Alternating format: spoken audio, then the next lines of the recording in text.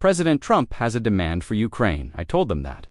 I want the equivalent, like $500 billion worth of rare earth, and they've essentially agreed to do that, so at least we don't feel stupid. Ukraine hasn't essentially agreed to do that.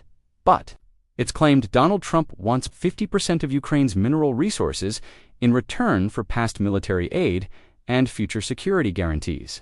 He claims, without evidence, the U.S. has already spent $350 billion available. Data suggests the figure is actually $120 billion last year. President Zelensky did say foreign firms may get access to some of Ukraine's natural resources after the war. This month, he said the Americans helped the most, and therefore the Americans should earn the most. But he has a limit. You will write down some guarantees, and we will write a memorandum with some percentages.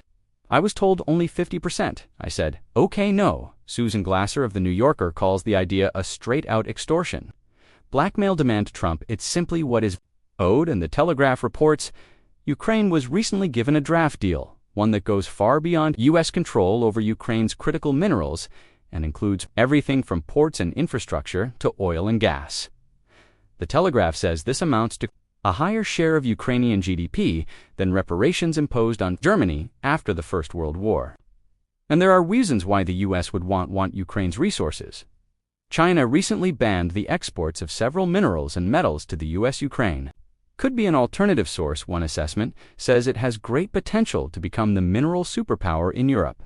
That includes graphite used in batteries and nuclear reactors, and lithium also used in batteries. Both are considered critical to the U.S. economy and national security. Ukraine also has rare earth elements used in electronics and clean energy, but accessing these resources is not straightforward.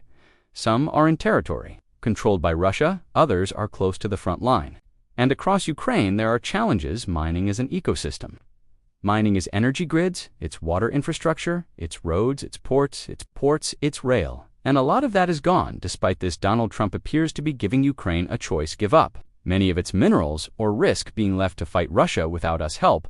By UCU News, subscribe and like, please.